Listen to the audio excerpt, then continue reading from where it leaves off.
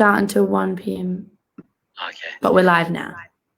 Okay then, awesome. Well, I'll just, if any problems, just call me, Just call me. Yeah. Yeah, and I can jump in. Cool. Thank you. It's all good. See ya. See ya. Okay, I think we're live, so we'll just wait.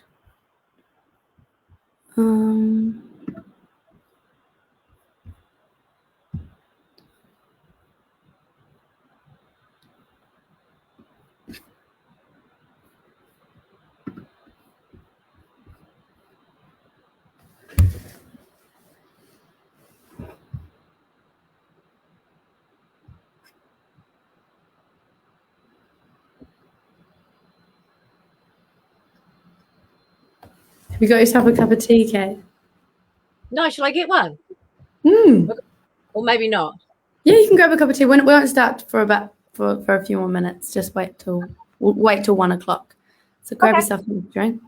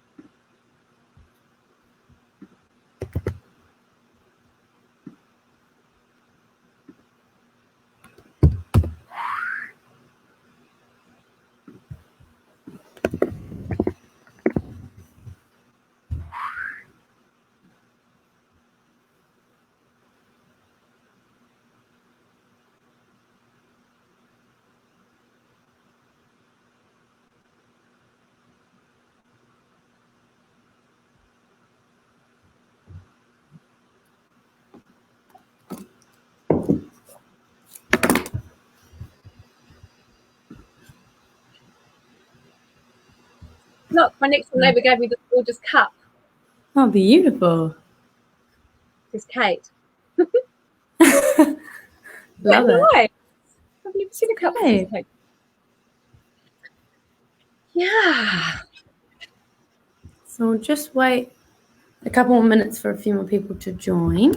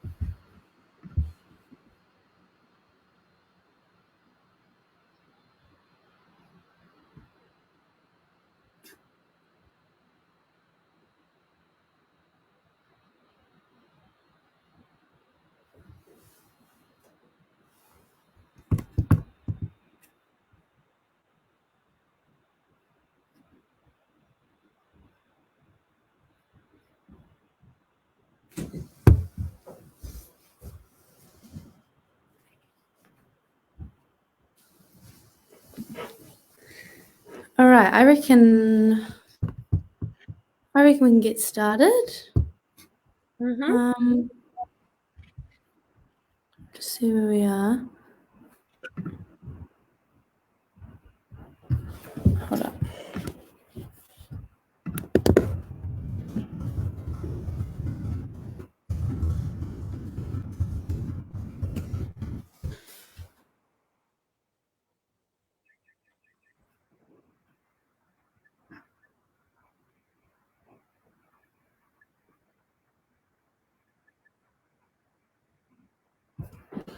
Sweet. Okay, let's get started. So kia ora, everyone. Welcome to our second episode of Talking Futures, which is a new sort of web series that Focus Futures is running, where we get people from the community that have had experience in the workforce, and we get them to tell their stories and talk to us about their journey into employment and all of the fun stories that they have from their jobs.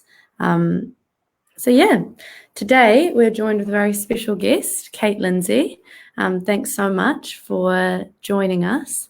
I'm really excited for all of you to hear about your amazing journey and your amazing life. So I reckon we'll probably just get you to introduce yourself. Yeah, I think just go ahead. Tell us about what you're doing and where you're from. Okay. Thank you, Helen. Beautiful Helen. Okay, tēnā koutou katoa, ko Kate Tokawingawa, I whānau mai I Murihiku, I Te Puaki o I Murihiku, no Airahi o, ke Te Horo o I noho ana, ke Otaki o e ako ana e te reo Māori. Nō reira, tēnā koutou, tēnā tātou katoa. Kia ora. Thank you. It was my very brave attempt at saying my mihi. Nailed it. Yeah. So as my mihi said, I grew up in Southland and I'm now living in Otaki. So a little bit like being a tourist in my own country because I'm now living in a place where te reo is spoken, 50% of the time in and around the community, not by... Well, not 50% of the time, like it's incorporated 100% of the time, phraseology and greetings. It's really beautiful. I absolutely love it. Yeah. So,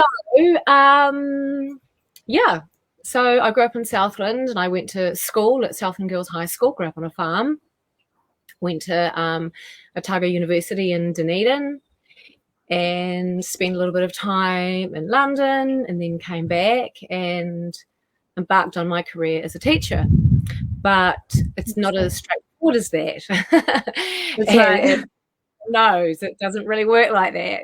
Well, it didn't for me, because I was one of those people who really didn't have any idea what she wanted to do. Well, I knew what I loved doing and what was fun, but it didn't seem very, very possible. Yeah. Yeah, absolutely. Yeah. And I just want to remind everyone, if you have any questions, as Kate's talking, if you have any questions for Kate, then just chuck them in the comments and every so often we'll go back to those questions and ask them. But yes, continue, Kate. What brought you in the end to become a teacher? Okay, well, interesting. So when I was at high school, you didn't have fun activities, fun subjects like drama or PE or, I don't know, they were my fun subjects anyway. They didn't exist. And drama wasn't taken seriously, and it certainly wasn't like a career option. Like I was in the girls can do anything era where it was all about girls took sciences. And I was a creative. I was an art student.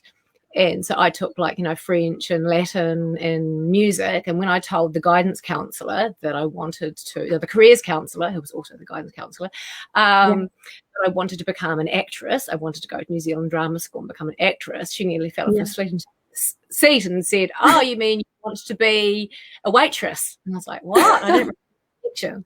She was like, "Well, you won't make any money being an actress, so you can take that off the table." And I was like, "But I really want to be." She said, "Look, go to teachers college. That's what you need to do."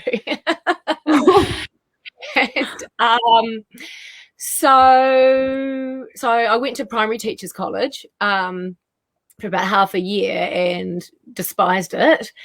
I didn't like it at all. So, but I was also doing an English degree simultaneously. Yeah. And so that was fabulous, So I ended up doing honours in English, and that was great. And then university finished, and I became a rousey because I was from a farm. So I loved that, loud music, good exercise, lots of fun. For those not from farming backgrounds, what is a rousey? Oh, okay, it's fantastic. So you've got these shearers who are shearing the fleeces off the sheep, and the rouseabout, the person who scurries around rolling up the fleece and then throwing it and checking off, the dags and the discoloured wool, and then bundling it up and putting it into the press. And so it's really, if you love exercise and you love sweating and you love moving and you love loud music, it's just like this continuous 8-hour workout with delicious the farmers' wives. So it's all very stereotyped. yeah, so lots of fun. And that was a great job. Awesome. And yeah, in fact, short-term seasonal work is just so much fun, and you meet great people and you have a really good time and you learn excellent skills. Like another wonderful seasonal job I had was I was a cook and tour guide on the Hollywood Valley Track. And that's amazing, being in the middle of the bush and meeting, Americans, Germans, foreigners who all adore, a New Zealand wilderness. Yeah, absolutely. So you've been in a range of different working environments, physical working environments, very much. So you've been on a farm, been working in a track. So tell us a bit about, how you took those opportunities, the confidence that you had to have to maybe try something that wasn't your ultimate dream of becoming an actress or doing theatre or things like that, but what sort of pushed you to take those opportunities, even if maybe they weren't in a conventional pathway onto your big goal? Okay, that's a good point, because I think that it's really important, no matter what job you do, that there's some element of it that really connects to the true you. Like, 'cause, when you're getting your first jobs, it's unlikely you're going to get something that, ticks every single box, but you need to make sure it ticks some box. Like, I really, really loved being active. So that's why I loved the rousing job. That ticked that box. Also, I loved music, and you had the stereo blasting the whole time. Yeah. And, I love the outdoors, and I love, our beautiful native bush. And, there's a part of me that's also an introvert. So it was actually quite terrifying being flown into the middle of the wilderness, and there was no cell phones back then. There wasn't even a phone line back then. So it was actually quite scary.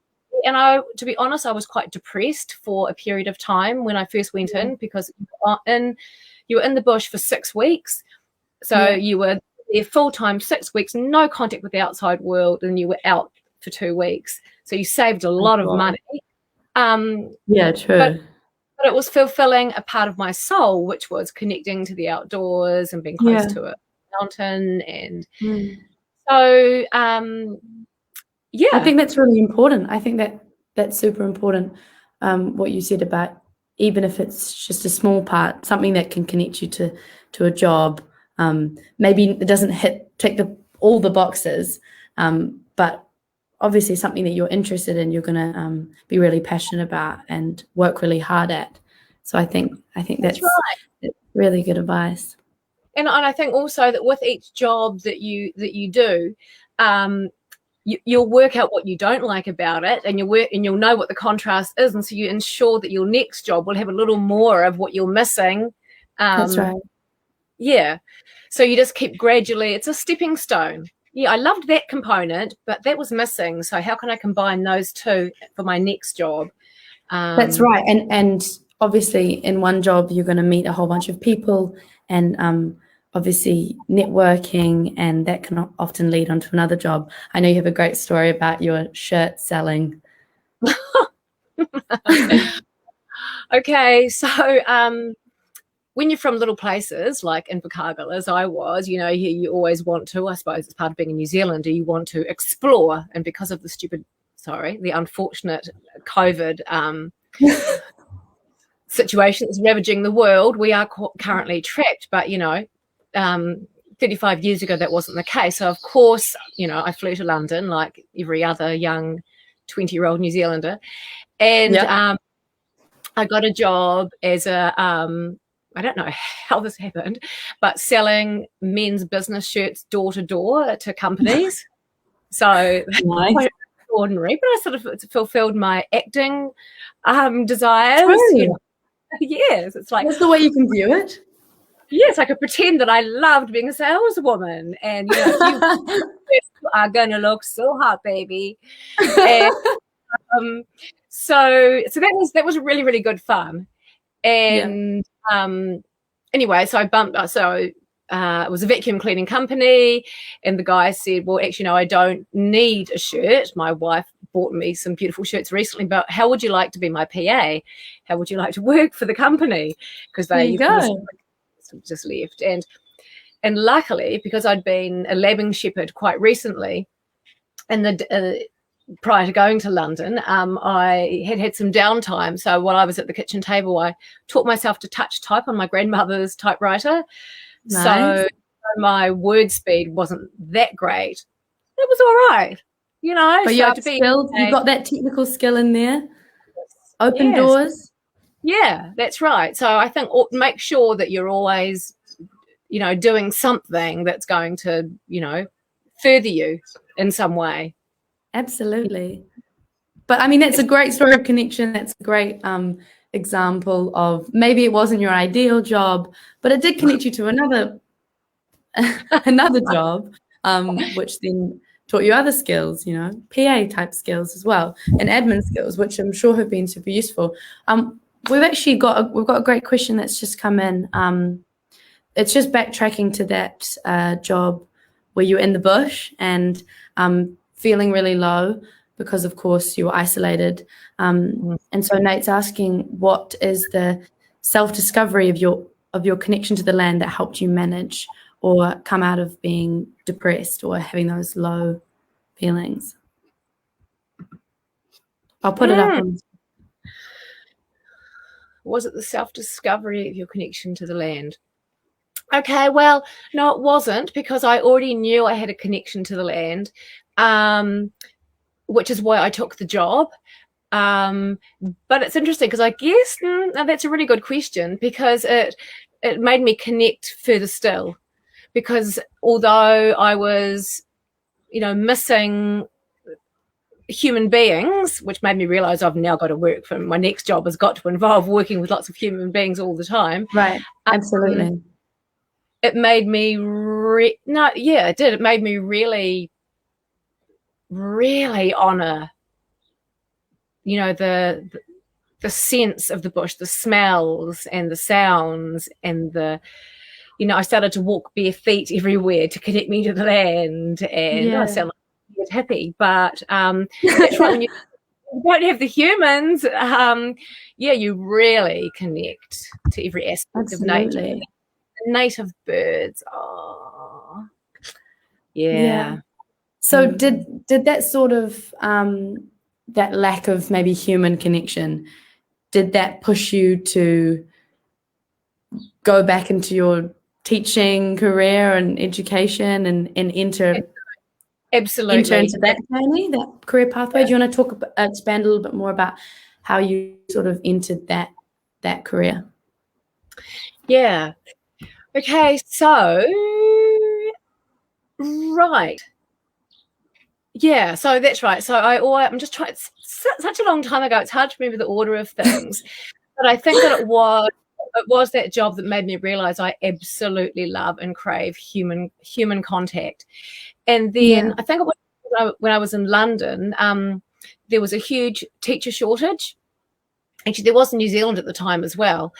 And actually, that's right. When I first left university, and I was a rousey, and rousey works. You only stop work when you're a rousey when it rains. Okay, because the sheep get wet, and you can't shear a sheep wet. And it was one of those summers where it didn't ever rain, so I was knackered, absolutely exhausted, and my mum. Look, there's a music teaching position going at Cargill High School in Invercargill. For goodness sake, go and get a normal job like a normal young woman. Outrageous and embarrassing. And in those days, you could have a job without having a teaching qualification. So I guess I was ready for a break. And so I thought, okay, fine. And I waltzed in, and the other music teacher was very cool. Really enjoyed her company. And I just loved it. I loved the teenagers. They were just utterly hilarious and fun and funny. And, you know, we created choirs, and I helped with the school production. And it was just so much fun, even though I had absolutely no idea what I was doing. So I knew that I'd found a job that I really, really loved, that was really fulfilling. It was high energy, and every day was different. Every minute was different. Every hour was different. And also, you know, it does fulfill that, you know, desire to act too, because, you know, every lesson is a performance in a sense. So, once I did that job, I realized I did love teaching, and it was going to be a fun thing to do. Yeah. Absolutely. That sounds like that really fulfilled that part, that connection that maybe was lacking in your previous job. So what's your favorite thing about being a teacher? What's been the most awesome thing getting out of teaching? The students. They're, you learn from them because, they're young and they're connected to the now and trends and fashions and ways of thinking, and it's like, oh really, is that what's going on? Really? It's it's wonderful. And they're very I love that they're so like beautiful unfurling fronds. You just see this wow potential locked inside, and you can see their strengths, and you can see their beauty and their power, even though they can't quite see it themselves yet. And so it's just lovely to hold them and nurture them, when you meet them as a little year 9 and all the way through to year 13, then they left and it's like, ooh. Oh, that's so beautiful. Have you mainly taught high school age? No, only... disastrous primary teacher, wouldn't be able to do it at all. Yeah. Nice. So the high school age. Oh, well, that's beautiful. And I guess in contrast to that, did you always have that outlook on teaching, or were there challenges when you first went in, or are there still challenges now to teaching? Well, that very first position when I was an untrained teacher was relatively challenging. I had no idea how to manage a class or structure things or thing. So it was wonderful going to our training college and, learning the strategies. So, no, the challenges for me would be, to be honest, I think teaching became pretty crazy with the introduction of NCA and also technology. Pre-cell phones, pre-BYODs, pre-NCA, teaching was actually really beautiful. It was really amazing. You had the whole year to teach towards an exam. So that you had, you could bring in guest speakers, you could go on trips, you could go if a topic captured the students, you'd go really broad and really deep with it, and you do lots of project.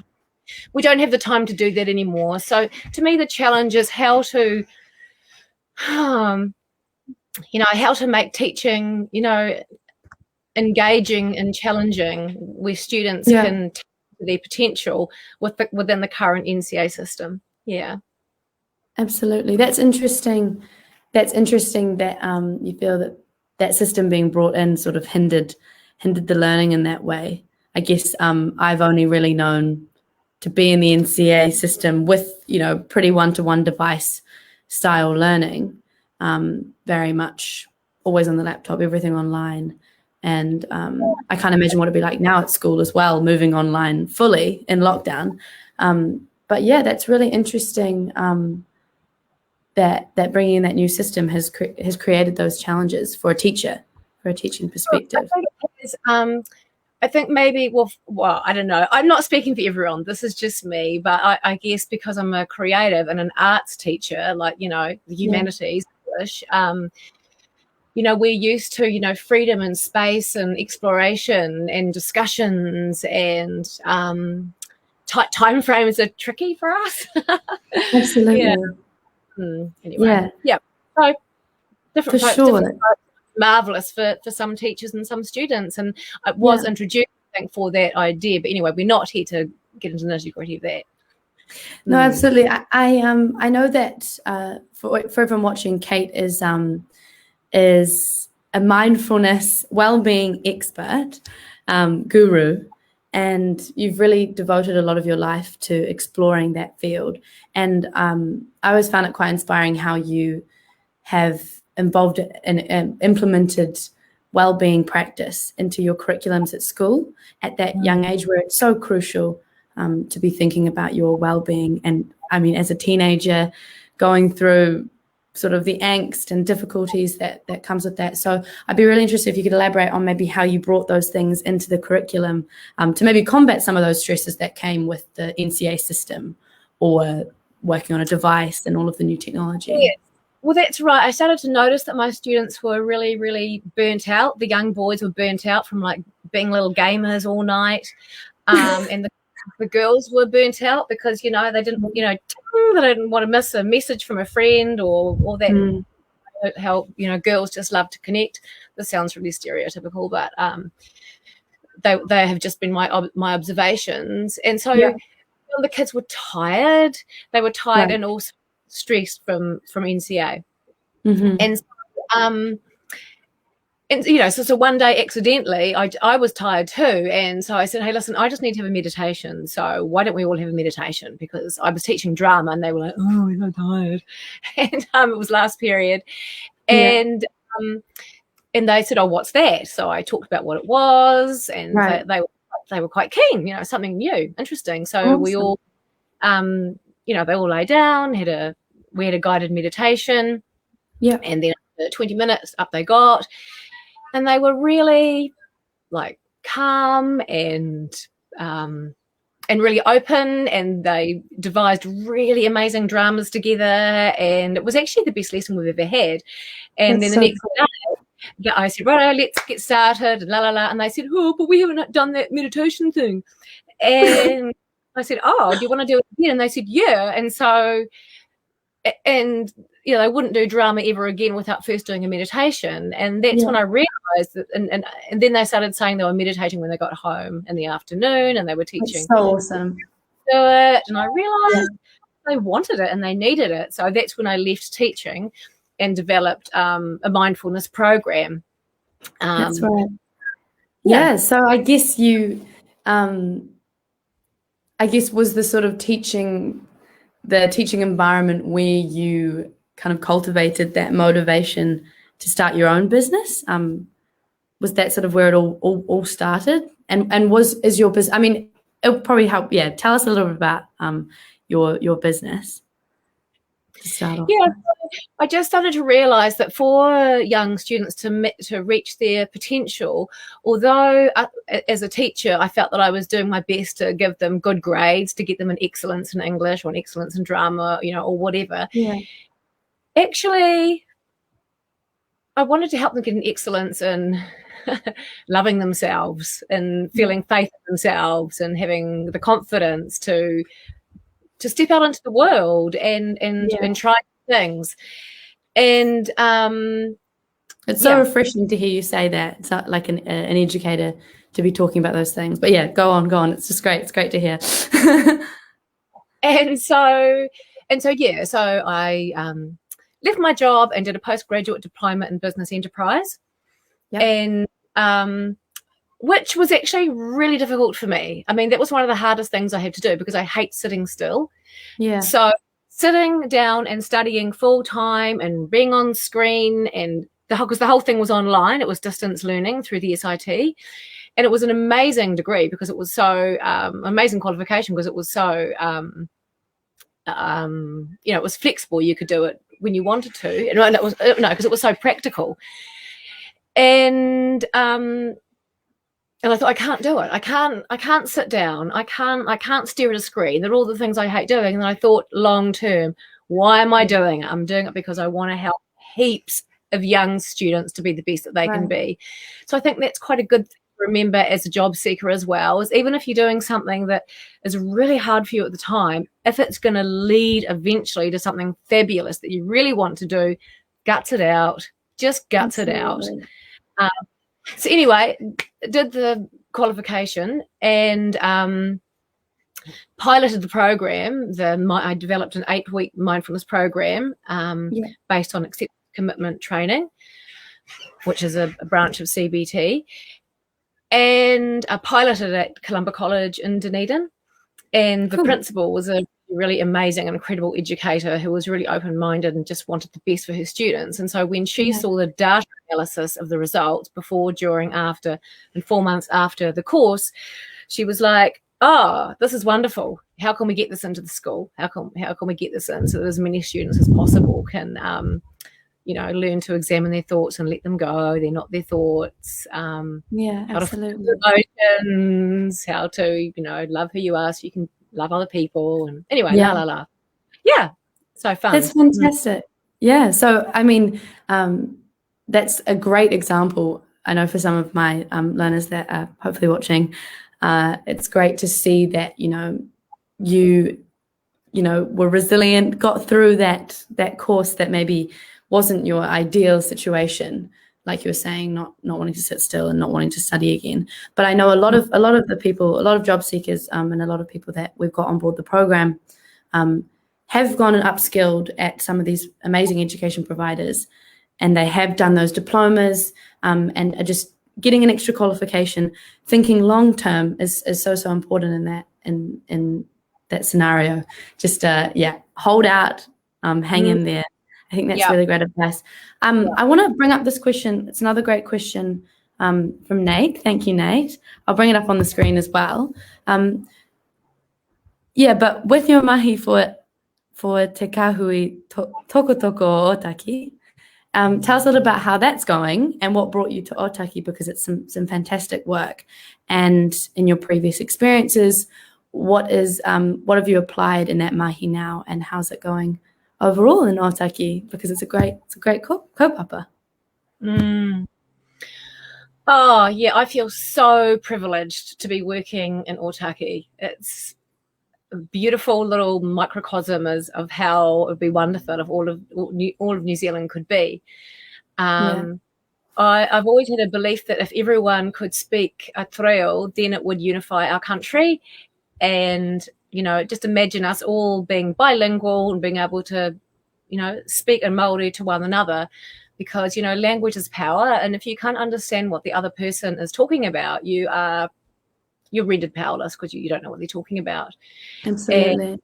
And, so, there'd be more free exchange of ideas and cultural understandings if we all, as you're learning the language, you're also learning the culture.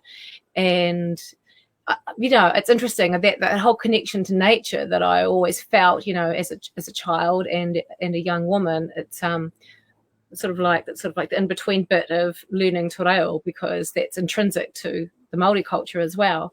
Absolutely. So, I love it, and I'm quite slow at learning te reo, and I just wish I could dedicate more time to it.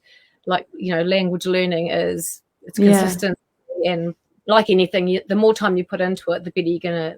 But it's so great. It's so great to take up that challenge and to persevere with te reo, because it's something that it's a push that the whole country is trying to move towards, and so it's really inspiring for us all to see that you are doing that work. But tell us more about your position and what you're doing at the moment. Yeah, so it's an amazing position. It's called Learning Support Coordinator. So my job is to, sort of traditionally in the education system, students with dyslexia, ADHD, autism, dyspraxia have slipped through the cracks of the education system because they haven't been able to either sit still or know how to behave or have the skills to behave appropriately or be able to read and write. And they're often our most gifted students. And pre-industrial revolution, dyslexic students, they were our inventors, our creators, our artists. There was no need to read and write. They were creating beauty for us all. So, and yet now they're made to feel, not made to feel, but because everything is based around reading and writing, they start to feel stupid, but they're not. They're amazing. So my job is to so teachers will flag a student and say this child isn't achieving. There's something going on. So you do screenings and you work out what the issue might be, and then the idea is to put interventions in place, whether it's a literacy intervention or behavioural intervention or some other form of wraparound support. It could be, a trauma. So I coordinate. I try and work out where the support is required and student to various people, organisations, services, and create services too. Create support groups where required. And yeah, currently what we're seeing is it's young boys, really. Yeah. 7, 8, 9, 10 boys needing, around mentoring with men. Yeah. It's such a fantastic initiative, and such an incredible position, and I think it speaks well to those skills you developed through teaching and talking with so many people and having so many experiences, that you have the ability to connect with one student who's in front of you and really working out what are their best needs and what's their best interests, and the steps you can take to support them in the way that's really going to be great for them, rather than it being a sort of conveyor belt, or they're thrown into something that isn't quite right for them. So I think that's really, really incredible, Mahi, that you're doing at the moment, Otaki. So thank you for sharing. I guess I want to, the last thing I want to ask you is really targeted at those people that are looking to enter into the workforce at the moment, or currently job seeking, and that mindset of looking for work, which can be a difficult mindset. It can be a lot of hard work, but everyone's doing great. What would be your advice for those job seekers that are looking to enter the workforce, and maybe what skills are really good to develop to be in that position? Okay, so these are young people who are looking for work. They're looking for work, yeah? Yeah, young people who are out there looking for work, looking to start their careers, get into employment. Okay, great. So I think that's really important to have lots of energy. I really do. And so make sure that you're looking after yourself. Make sure that you're drinking lots of water, that your nutrition is good, that you're exercising, so that when you're going for your job interview, the potential employer can see that you've got energy, that you'll have something to give to the company. So I think that's really important. And to look for the positive, as Helen and I discussed earlier, know that, well, who knows, you might be really, really lucky and your first job might be the perfect job for you for the rest of your life, but statistically speaking, it possibly won't be. So just look for something in that job that, you're reading the job columns and, oh, that one catches my eye. Okay. Yeah, I like doing X. So I don't do. That's right. And I remember being told somewhere that when you read through the bullet points of what's required of the job, you might think, oh, I can't do that one, or I don't know how to do that one. That's fine. Don't worry about that. You can learn that on the job. If it piques your interest and you think, I'd like to give it a go, give it a go. I think that's great.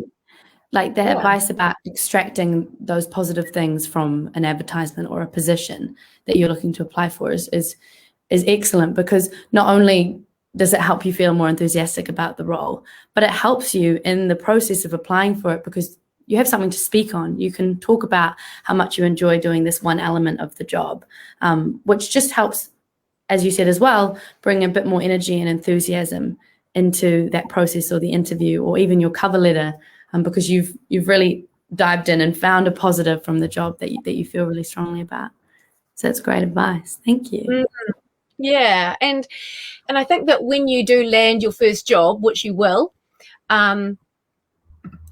this is something someone told me, and I think it's brilliant advice as well, is that when if someone doesn't smile at you, don't take it personally. Just know that. Yeah, so I think that you obviously you're going to be a little bit insecure because it's your first job and you're just starting and you're just new, and so if someone doesn't smile at you, you think, oh, they don't like me. What have I done wrong?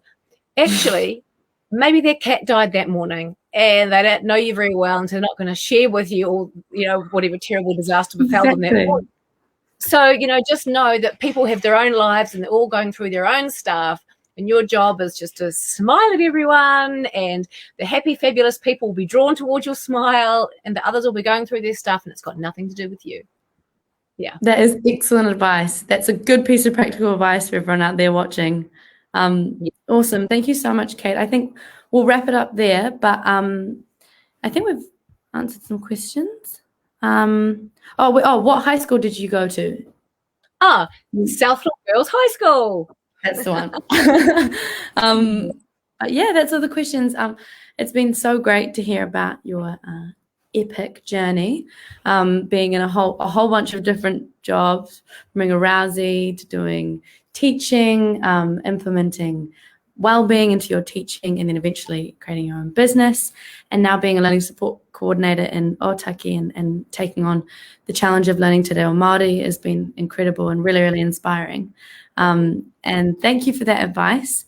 I think definitely our job seekers can definitely learn from that. And looking after yourself was a big one I took from that as well, so that you can have the energy to go out there and look for work, because it's exhausting. You know, it takes a lot out of you. And so really putting in place those measures to look after yourself is so important. So thank you so much for sharing. It's been excellent. So thank you so much, Kate. All the best to you beautiful job seekers. So well. Thanks so much, Kate. Okay. All right. Bye.